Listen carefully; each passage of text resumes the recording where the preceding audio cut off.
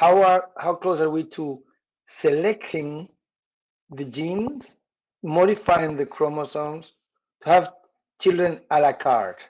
So how far are we from that? That was my question. I hope we're very far because of the ethical implications and committees. Yes. Okay, technically, it can be done. So there's a technology called CRISPR, you may have heard of.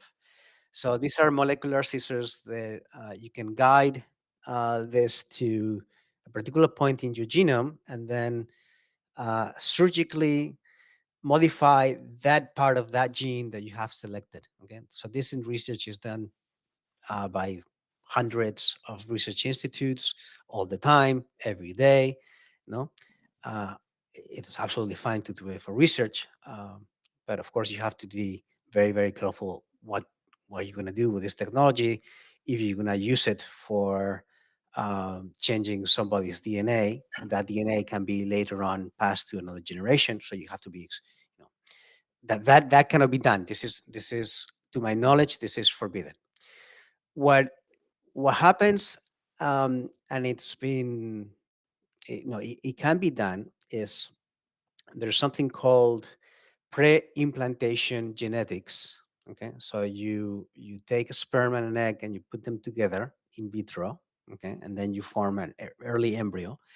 This is the basis of IVF, in vitro fertilization procedures, or advanced reproductive technology. Okay, so there's many people in the world today that are born after these procedures. Uh, Today, roughly in advanced countries, about 5 to 10% of the pregnancies come through IVF, in vitro fertilization techniques. And in some cases, those embryos are analyzed and they find a very bad mutation, okay, something which is life threatening.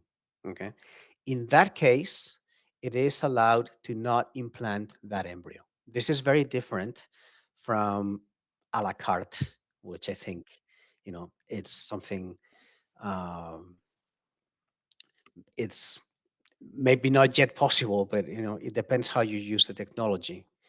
But ethically, it's extremely questionable.